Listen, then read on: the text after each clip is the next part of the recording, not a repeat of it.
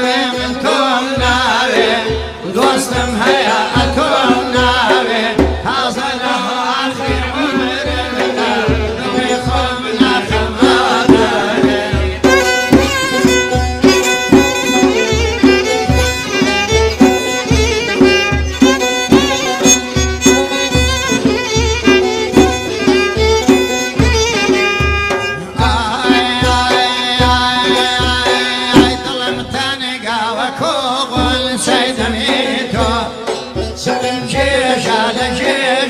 پەرچەمی تۆ دڵم ژینە ژیاندا بێ بەمایاسێ و ئیناز بایەبرین دێم هەڵهەمی تۆ ئەتۆم ناوێ من تۆم ناوێ دۆستم هەیە ئەتۆم ناوێ تازە لەو ئاخری عومرمدا دڵی خۆم ناخەماداوێ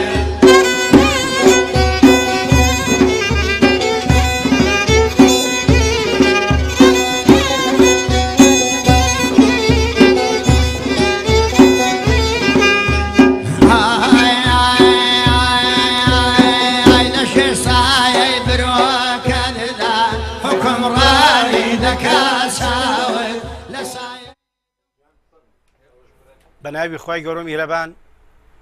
بیستەران و بینەرانی گەڕیان میدیای میلی ئازیز و خۆشەویست سڵاوی خواتان لێبێت و ئەم جارەش لە ساباتی ڕۆشنایی هاتینەوە دیداری جەنابتان هیوادارین ئەمڕۆژ میوانێکی هەزناسک بین بۆ ماڵەکانتان و خۆشی و خۆشی گوزەرانی بۆ جەنابتان بێنین و ئێوەش بە خۆشی و پێکەنین و گوڵەکانتان بەسەرمانکەنەوە ئەمڕۆ بەڕاستی ڕۆژی شەممە وەکو هەموو ڕۆژەکانی تر سەعات 3 بۆ 4 بەرنامەی ڕاستەخۆمان ئەڕوات و ئەمڕۆ ئەمانەوێ ئەوە ڕابگەیەنین کە بەیانی 12 ڕەبیع الأوەلە ڕۆژی لەدایکبوونی حەزەتی ڕەسوول الله صلی الله عليه وسلم بە بۆنەی ئەهاتنەوەی ئەم مانگە پیرۆزەوە پیرۆزبایی لە سەرجەم مسلمانانی کوردستان و ناوچەکە و جیهانەکەین و ئەمڕۆژ بەڕاستی بەرنامەکەمان بەوە دەست پێ ئەکات کەوا ئێمە ئەمڕۆ چەند خەڵاتێکمان بۆ دابین کراوە لەلایەن کەسایەتیەکانی شاری سلێمانیەوە کە ئەم جارەش یەک ئوتوی جل ئوتوکردن و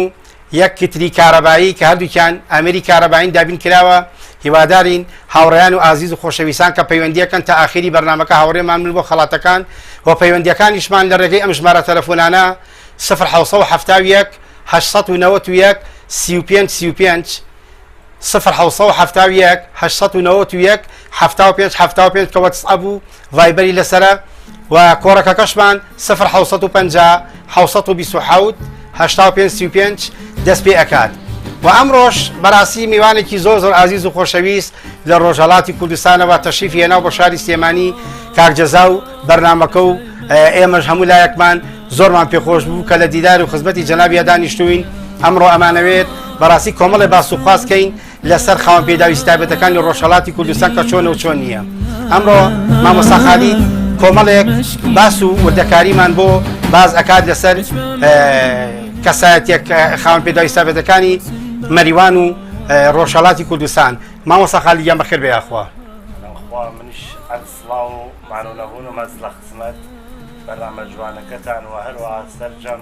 ئێوەی خۆشەویستان ماڵسای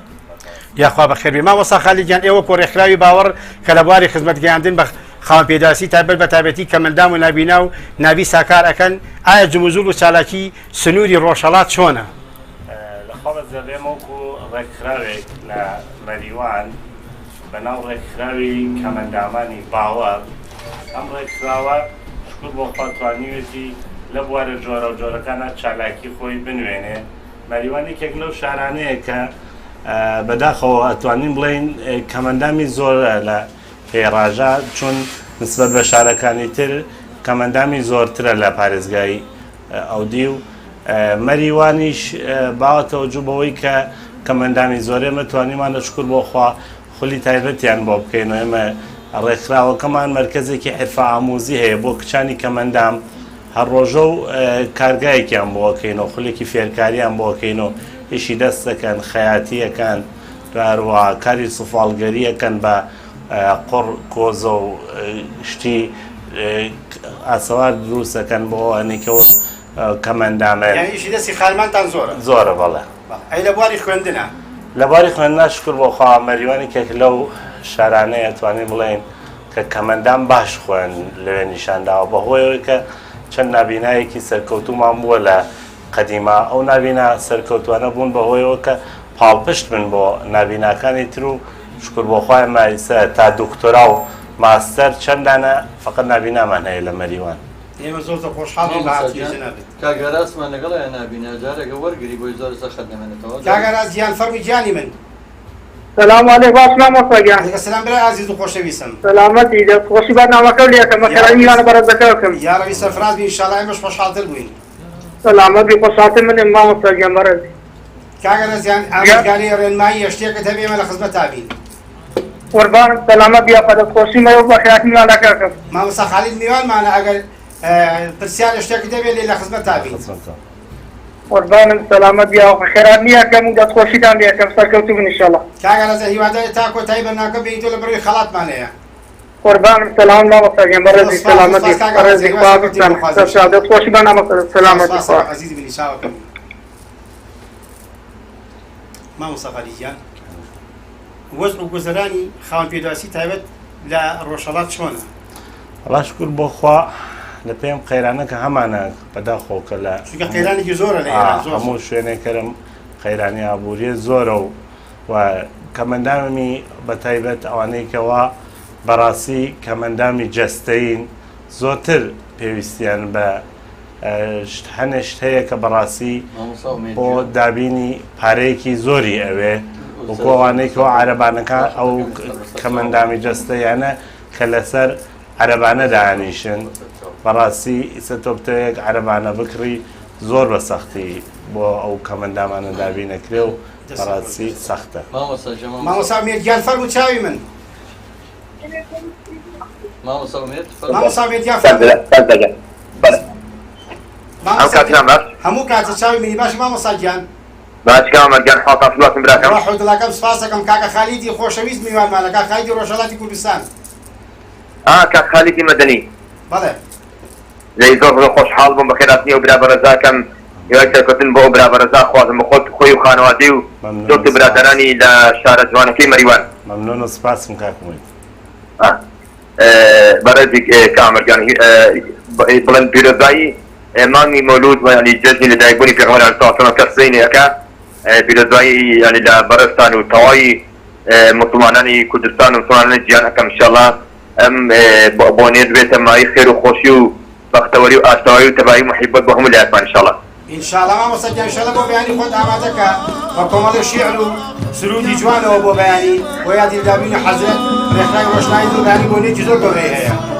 ئینشاءڵڵا پشت بەخوای باڵادەست پشت بەخوا. ئینشاءڵڵا مامۆستا گیان لە خزمەتتان.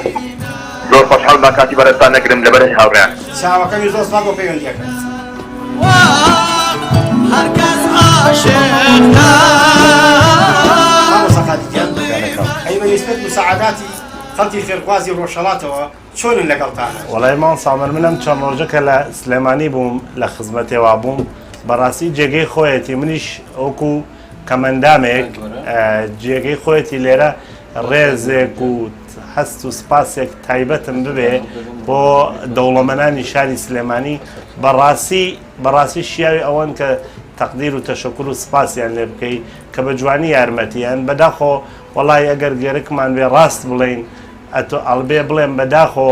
ئەو دەوڵەمەندانە لای ئێمە ئەوە و کۆمانی دەوڵەمەندانە ئێوە دەستی خێریان نییە و ئەوە یارمەتی نایە. کاگۆران گیان فەرموو بە ساقم. کاکەجان سلام عەلەیکم باشن؟ سلام برای عزیز و خۆشەویست. دەستخۆشی بەرنامەکەتان لێکەم. یاخوا سەرکەوتوو بی ئینشاءڵڵا مامە گۆران. بەڕێزی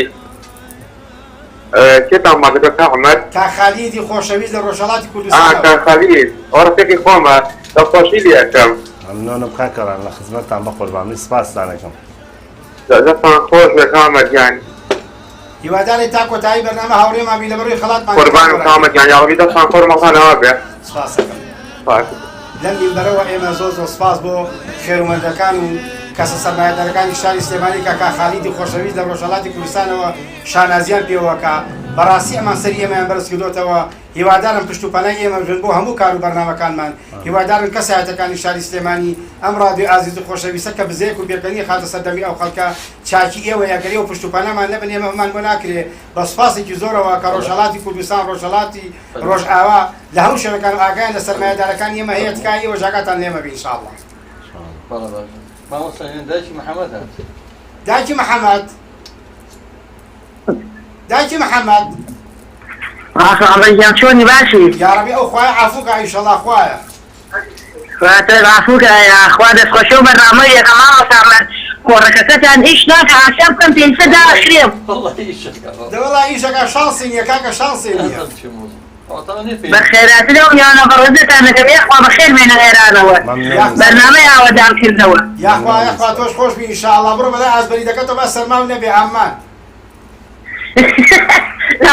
ئەمە ڕزبۆ نایخۆڵاتی لێ ناوت وەختی شێرم و پاقلە هاتووە ئارێ وەڵام مامۆستا عەمەر وڵاتی سووریە دەن مامۆستا عەمەر پاخلەوسە سوور نەکراوێژە تازە مۆجی لە سووریە کەنەوە عیلم پێش کەوتووە خەمی نەبێ قەمەرەش پێش زۆریەکەوێ پێشکەوت وڵای تەو ڕۆژە پاگای نابووی سووریا کردووە و لە ناو ڕۆناوتر وەڵاتم خەت باخڕی وام نەبینیە پاخلەوسە ئەپورێکی سوورەکرێت و دەور گۆڕێرە مامۆستا عەمەر وەکو بڵێم چی پێیادۆ نازانم وەکو قابقەی نازەی پێیادێ ئێتر بۆ سەیرانەکان بەکاری بێن ئینشەڵڵا و پاقلە سوورکردنەوە وای دەکەن ئینشاڵڵا مامۆستا عەمەر چی کەن وڵاتی بێ لەگەڵ زۆر سووڕی یاخوا دەست خۆش بێ ئینشەڵڵا زۆر سپاس بۆ پەیوەندیەکە قوربان ماڵا وەحدەم زۆر پێ نییە چی بۆ کۆڕەکەکەتان داخراوە مامۆستا عەمەر و کۆڕەکە بکەن بە کاتێزە باوی کاتۆ ئێوەڵای کراوەتەوە شانسی خۆتەوەری ناگیری و پەیوەندی لە سەقەتە بۆ یەکە نە بەخوار داخراوە ئەڵێ داخراوە پەیوەندیتر لە سەخەتە ئوستاز دەی لە ئەیوەڵام لە چێتم لەوێ داخراوە ئێستا ئینشاءڵڵا ئەزداوە عەمەریان دەستخۆشە و بەڕامەکانی لێکە محدەم پێنێتە داخرێ زۆر سپاس لەش ساق بێ ئینشاءڵڵا سەرکەوتوو بیارە قوربان مامۆستا عەمەر ميدانك يا رسول رجانا هوني باسمه ريحانة طال حبوبي لە خۆشخانەکانەوە بەرامبەر بە ئێوە خزمەتیان چۆنە چۆنین بەدەمتانەوە ئەوەی ڕاستی بێ ئێمە بۆ کەمەندامان بەتایبەت چینی نابیست بیمەی تایبەتان هەیە بیمەی تایبەتمانەیە لە بواری بیمەوە شکر باشین ئەمە بیمەکەمان باشترە ئەنی کەمەندامێک ئەگەر بێ بڕۆ بۆ نەخۆشخانەیەک تقریبان لە 150 بۆ داشکێنیەکەن و هەروەها بەرنامەیەکی تریشمان هەیە مەگەر کەمەندامێکی جەستەیی بەتایبەت ئەوانەی کەوا تووشی ئۆتیزم بوون بیانەوێ بۆ عیلاج تەبیعی و بۆ گفتار دەرمانی بڕۆن لە 180 پێ ئەبەخشن زۆر باشە دەستیان بڕۆن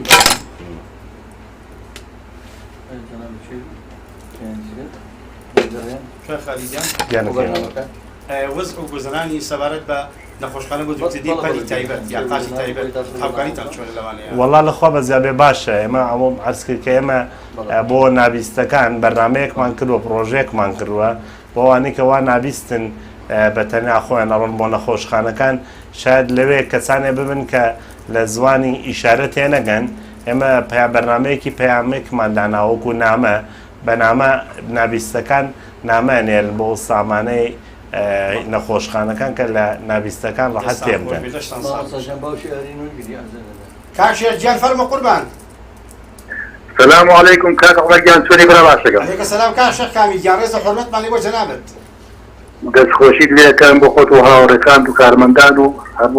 هەموو گێویستان میوای سەرکەوتان بخوازم سپاس دەکەم ئەمڕۆ مامۆستا خالید یەکێک لە نابینا پێشکەوتەکانی ڕۆژهەڵاتی کوردستان کە سەرۆکی ڕێکخراوی باوەڕە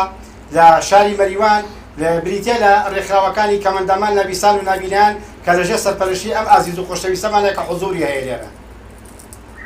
دەستخۆشی لێەکەم هیوای سەرکەوتنی بۆ خوازم هیوادارم هەر بەردەوام بێ هیوادارم خوای گەورە دەستی بەڵاڵێەوە بێ ئەوەی لە دوی بەدڵیازی خوا بۆی گێبەجێک لە دڵی ئەو تۆ هەموو کارمەندان و هەموو گەویستێک مەمنونم بە ساقەوەی بی هیوای سەرکەوتنی بۆ قازی کاشێکیان زۆر زۆر خۆشحاڵ بە پەیوەندیەکەی جەناب و هیواداری تا کۆتایی بەرنامە هاوڕێمان بێ ئینشاءڵڵا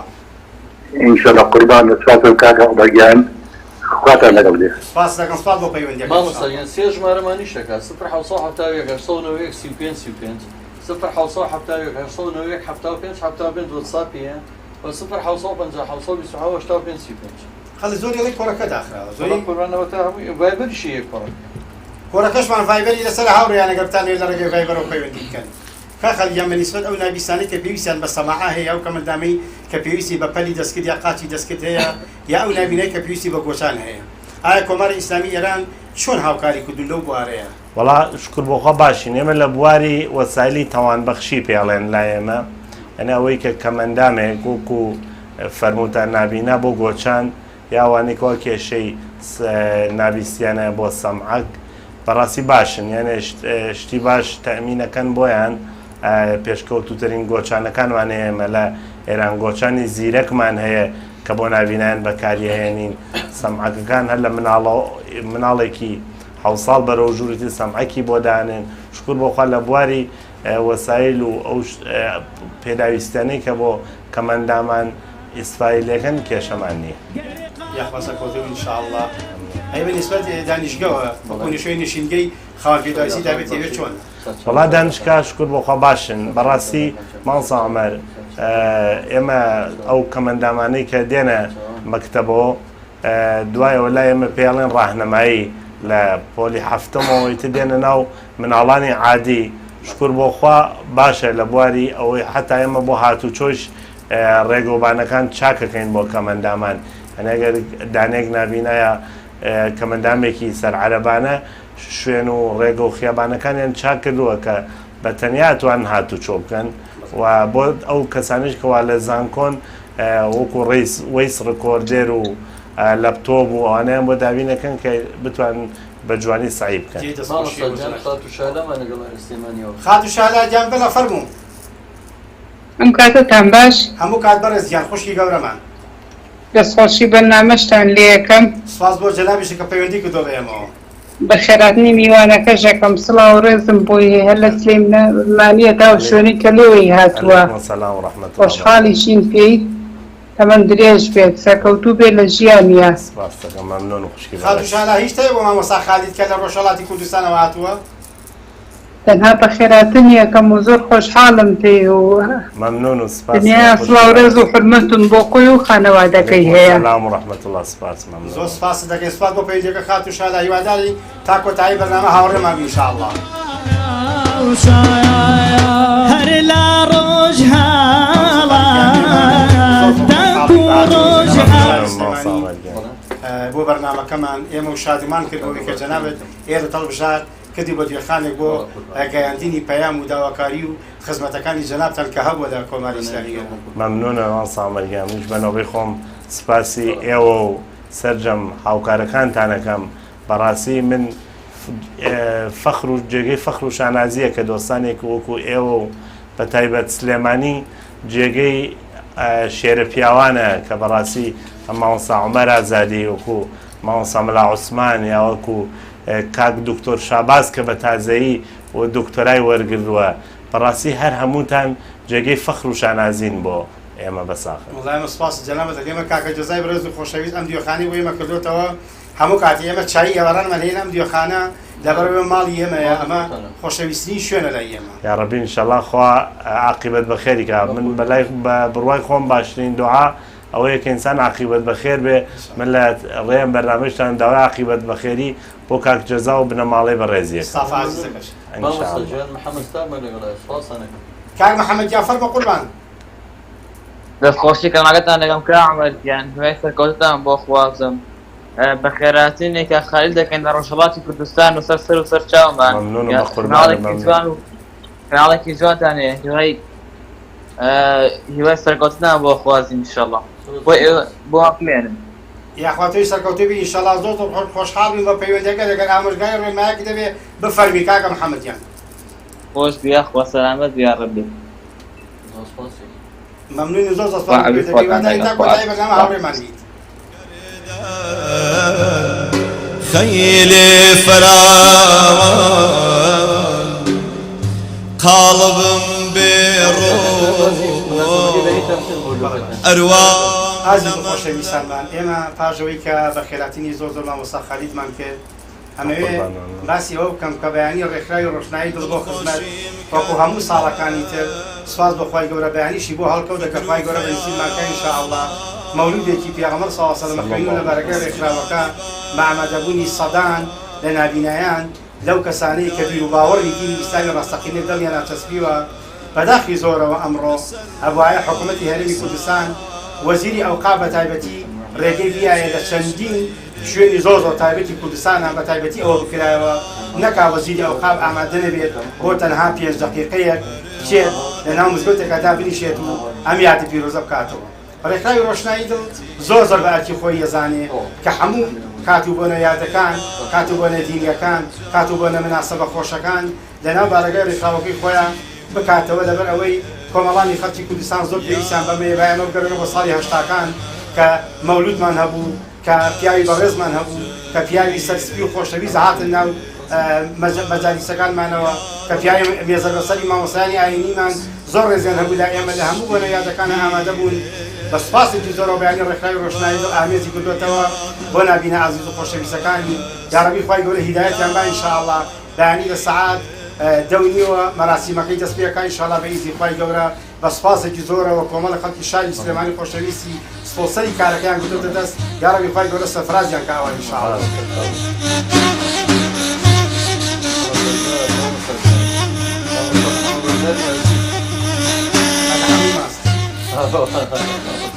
مامۆستا محەممەد جانم ئەحواڵە باشە بەساقە بم. سلام علیکم. عەلەیکە سەلام برای جوانم باشی بەساقە بم. پێش هەموو شتێک دەستخۆشیتان لە یەکەم بۆ ئەم بەرنامەیە هیوای سەرکەوتنیشتان بۆ خوازم. سڵاومەیە بۆ تۆ مامۆستا محەممەد دەستخۆشی دەکات دەزای سازەکەم و هیوادارم دەستی هەر خۆش بێ و هەروە زۆر بە خێراتنی مامۆستا خالی دەکەم. قوربان مەمنونم سپاسی نەبراوەمە. مامۆستا خالی گیانەکەی من پرسیارێکم لە تۆ هەیە لە خزمەتەوە سەرجەم. ئەوەی جۆم لە بەرنامەکە ئەوەی جۆم لە گفتوگۆکان تۆیە لەم بەرنامەیە ئەوەیش جۆم لێت بوو لە کۆڕەکەی لە ڕۆشنایی دڵ من لەوێ بوومە ڕۆژێک کە هاتی وتارەکە بەڕاستی بابەتێکی جوانت باس کرد بابەتەکانت زۆر جوان بوو دوای سەرکەوتن بۆ خوازم بەس لێرە هەستەکەم کەم باسی نابینایانەکەی زۆرتر باسی کەمبیستانەکەی دا ئینسان ئەبێ کەمەندام هەر کەمەندامە ئینسان کە ڕێز لە هەر کەمەندامێ بگرێ خۆی لە خۆیان شتێکی چاکە بەڵام من حەزەکەم زیاتر خزمەتی نابینا بکرێت لەبەرەوەی نابینا لە هەموو چینەکان مەغدوورترە لە هەموو چینەکان شایستەی ئەوەی خزمەت بکرێت. بەڵێ وەڵا من لە خزمەتان ڕاستە فەرمی بەقوربان لە شتێکی سێمە چون خۆمان نابینین و من و مامۆستا عومەر وتم با یەکسەر لایەنی نابینە نەگرین بەحسی کەمەندامەکان تریش بکەین. شکر بۆ خوا مامۆستا جەزا من لە پێی ئەوەی کە ئەگەر دیگەرەکت بێ تمیشای وەزعی کەمەندامی بەڕاستی هەر هەموو موشکیلەی هەیە هیچ نوع کەمەندامی وەلێ نابینا شکر بۆ خوا ئێمە باشترینی بەڕێزێک وەکو تۆ لەگەڵ ئینسانێکی چاوساقا هیچ فەرق و جیاوازیەکت نییە بەس فەقەت تۆ نابینیە ناشکر بۆ خوا لە تاو بوارەکان تۆ سەرکەوتویت مامۆستا کەسایەتێکی گەورەیەوە. با خزمەتت بکەم مامۆستا جان بەو خوایە لە کەمەندامیە مەگەر هێشێک بمرێ خۆ من ناڵێم نابینە کەم تەرخەمە و لە ئیش و کاری خۆی و لە هەموو شتەکان سەرکەوتووە لە ڕاستیە یعنی نابینا هەوڵدەیە و هەوڵی داوە لە هەموو شتەکانی سەرکەوتوو بۆ کۆمەڵێ شاعر کۆمەڵێ نووسەر کۆمەڵێ دەنگخۆش کۆمەڵێ زانا کۆمەڵێ دکتۆری هەیە بەڵام وەڵاهی نابینا لە هەموو چینەکان زیاتر پێویستی بە یارمەتی و پێویستی بە خزمەتە بەڕاستی نابیست ئەتوانێ 50 کیلۆ هەڵگرێ عەمەلە بکات مامۆستا محەممەد جانم بەرەکا کەبا بەینەوە بەلای باسەکەی خۆمانە با کاک جەزا گوێتیەوە لەوێ ئەگەر لەم زەویدەکە بێت. لا حول لە خزمەتم ئەوەی لە سوێردەکە کە دامە دزیان جارە بە دزیەتی بۆتان ناکرێت. لە خزمەتانە بم لە خزمەتانە بم کاتێ با کات نەگرین تۆ ئاگاکە لەم زەویدەکە بێت کاک جەزا بەس گوێی لەوێ لە بزان مەڵێسی بەیانی منش لە عینەکە دێم بۆ مەولودەکە دێم ئینشاءڵڵا لە خزمەتانە مامۆستا گیان ئەوەش لە خزمەتانم ئەوەش لە خزمەتانم چاک بە دزیەوە لەو سوێردیا بەرسان کاک محەممەد جانم هەڵم چاک لەو ستۆدیوانەکە کاک جەزا و کابرا بەرسان کرد. ئای ئینشاءڵڵا دیسان لە خزمەتە بێن هەزار ڕەحمەتە بۆ ڕووی بێ یا ڕەب. ئامین یا ڕەب یا ڕەبی خۆشحاڵ بی مامۆستا محەممەدیان تۆ برای قوربان من مەمنونتانم زۆر هیوای سەرکەوتنتان بۆ خوازم دێتان لێرم بەخۆش. کوردستان شاری سلێمانی شاری هەڵبەت و قوربانی بە کەسایەتی خێرخواز ناسراوە. شاری سلێمانی لە هەموو بۆنەیادە ئاینیەکانە هە لە مانگی ڕەمەزانە هە لە جەژنی قوربانە هە لە 12 ڕەبیع الأول لە دایبری پیامبەر صلی الله علیه و سلم لە هەموو وێنەیادەکانە شاری سلێمانی پێشەنگ بۆ لە خوای گەورە بەزیاد بێ لەبەرەوەی ئەو عادەت و خۆشەویستی و کوردەواری ڕاستەقینی لەو شاری سلێمانیە هەیە بە داگمان کەم کەسوتاتی توانی بێتی ناو خۆیان کۆی بکاتەوە ئێمە شانازێت ئێمە شاری سلێمانیەوە کە ئەڵێن ئەمڕۆ کۆمەکە بۆ ڕۆژاوا لە پێش هەموو کەسێک ئامادەیە کاڵێن ئەمڕۆ کۆمەکە بۆ ڕۆژهەڵات هەموو شوێنەکە ئامادەی خەڵکی ئێمە بەڕاستی توانای هەیە بە سوپاسی جدۆرەکە خەڵکی دەرەوە شانازی بە ئێمەوەکەن ئێمە شانازی بە هەموو هاوڵێ خۆشەویستە کوردەکانی دەرەوەمان مامۆستا گیان بەدا حسێن لە گەرمێنەوە باشیش کرد حاجی مامۆستا گیان فەرمو قوربان السلام عليكم ورحمة الله. عليك السلام مامۆستا عزیزم بەیانی ئینشەڵا ئامادە بیت إن شاء الله رسمت أنا أظن بفضل إخوة الشاركي بقوته وحموت أنا كما قريان. عاقبة قرباني خواكەوە اختصر كوتبا إن شاء الله. مامۆستا گیان بفەرمو جۆمان کراوەیە دڵمان کراوەیە رسمت أنا أخوة كوتبا كالصوات عن يبيو. أنا لم جوان مرجي. مام كريم عيسى رحمت لقوري مساري جيني قوري وتي تهم لبوا بذنو مركرين لدولي ديك عندي جنم دين بعثوا نازار والعوات وين أكثر دوك شركة وتفاوات مش بير نبو موريا كان نبو مجنجي كفربو من شوار شعركم لفريق كان هاد جوان ونازنين يسيطبرو فرش بلام بالغمجين دستي لملك الدوري ماش كردم نديرون ناس ترسالي كردم وتي براكم وتي تولى كي هنيا براكم نقوالة تريد سواو جلاكم وتم هذا جان يا ذاك ساسم يا تخشكم نيت حناش ناسم وتي قراق لا بسر هاسم بدانا فويش ناري براسم أمن جنيتي بيكتو كارم هاواز جيني فرلا آدارم هلا بر أويك كسب نيا دايما ذكيشم قيبتم نيا براو خشكي نيا زقوت السوكال جاتر لهموان خطويت نحوانبار وين بيك دوم هيش دروي نلي حزم لمرقة وتسم ماكرية أتويك بورو زاي خوينا بنراو بابا بابرام درم كالداو زورم بزي كلا هاتوا وتم ناتي رمضوها واتوا خشكم منا وكريم إنسايا تو خشكي مني هتايا بعد مولا توش بشي إشاري نقدي بخلصنا شعر زادي شن بي بخواي قولة وتنيا وتاك شرفوش كبراين تا أروين خاك شن بي بخواي قولة تلقش أقل شاك نبن قوم دم بكش ناغي قندكو ميرو كثاني بهوي أو هموي مزاني أو قرايا ولا فاش ساعاتي من وردار ويشتم بوديه كفرشار بكل مرة يعني شان دام تكون وكو غريب لدرجة وستام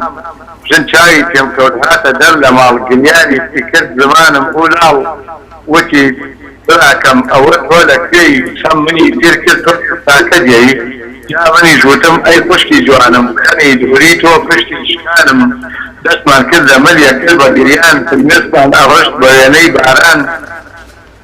خلقي ديها مو فوق نول يمان شيء ريتاوى زوبلن كمان شكوتي مني البدسم واتن أذاني كوابي اسم واتن أذاني جاوري كليسام نتن أذاني من كشي ريسام كاكا كرينجان تنها براما حتي آذار ومرهمي زاما ضرب الرزة وبردم يعني ماو صوتنا في الشارع لمعه مناو منيش باش وخشكي صوام كيبو خلافة بيجي روضهم شن بخواي قولة درشك ألم نبيري نشي وعدم هركا سوبو خوي أيوتنا كريم زون لامبرزا من بي خرافنيم شوية قيادو شو ماما ولا ويوتم خشكا شمخور بخار الرئة خذ مخيش بوتو زوجي ساقة زوجي من كوفر خطة بلكو بي سلية بدا إلى أغير قمت هن مواد نفاش بي الشوية دايكو براو خشكا ميردو كثاني وكان كريم خو كذاني حاوينا كاتي خلو خرمانا كاتي سلقاري وكارو خرمانا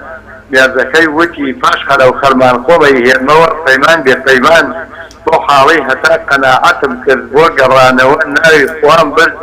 كاتي كمزاني فاش خلو خرمان لقوم بيرزكي هاتن بومالمان قولي كي قوري ينابو بومان دهما تشنشكي خويان كاتبين بسي استاكت شون وكي نرم بون وكمو مرون نورو بدوا وماوية جارية فرز بولا لام وكمو كارية او بوبا خشكم او اهاد بولا من اشوم بولاي او بوبا خشكم من بوم ببراي آفرين لبو آفرين بوتو مام كريم عيسى خواد وخوش كادنا وفردوسا ئافرین لە بۆ ئەو خوشکە مەردە چۆن دۆزیەوە چارەی ئەو دەرزە خوشکی ئازیزم نەخۆ سووتاندن نەخۆ خوشتن و نەخوا ڕەنجاندن هیچ کەمێن چاری کێشەتان ناکەن هەتا ئەتوانن لە دەستیان ڕاکەن بەخۆشی ئێوە و هەموو بیسەراجەکان یاخوا دەش ساق بێ سوال بۆ پەیوەتە جوانەکان و مامۆستا هیواداری ئینشاءالله چەند شێعرێک و چەند سروودێکی جوان من بۆ ئامادەکەی بۆ بەیانی ئینشاءالله بەفەزڵی خوا بەفەزڵی خوا ئینشاءالله مامۆستا گیان زۆر سوال بۆ پەیوەندیەکە هیوای سەرکەوتی بۆ خوازی ئینشاءالله مامۆستا گیان ئەو تیرۆپشکە لە بەردەمی جەناب تادانراوە کۆتایی بەرنامەی ئەمڕۆ بەرنامە من خەریکیان ئینشاءالله تیرۆپشکەکەمان بۆ بکە هاوڕێنی عزیزم ڕۆژ و خەڵاتمان هەیە کە لایەن کەسایەتی دووشاری سلێمانی داگیر کراوە کە ئوتوێکی جن وتوکردن و کیترێکی کارەبایی ئەگەدەدێنە بیکەنەوەزن مامۆستا دەستگەڕە یەکەم جار خەڵاتی یەکەم دوو خەڵاتمان بۆ بکرێنەکە خەڵک لێوەرگێ بخوێنیت بسم الله الرحمن الرحيم برانجان لێوەرگێ بخوێنەوە هیچێکتان بخوێنەوە فرمو هیچێکتان بخوێنەوە کاگاراس کاگاراس مامۆستا جان کاگاراسە بەڵێ کاگاراس کاگاراس غەفور پێشکەشە پیرۆز بێ ئینشاءالله خەڵاتی دوم دانشگاه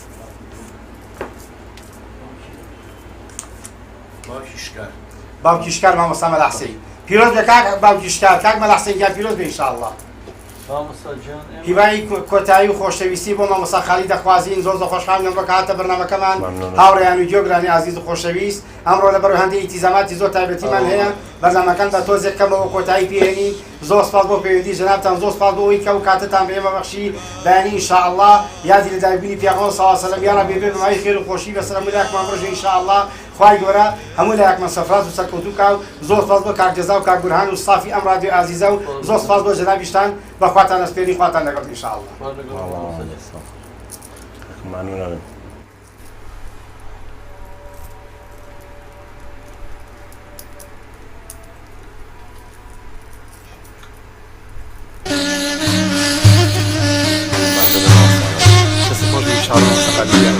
خوشحالم زۆر زۆر ممنون من شرف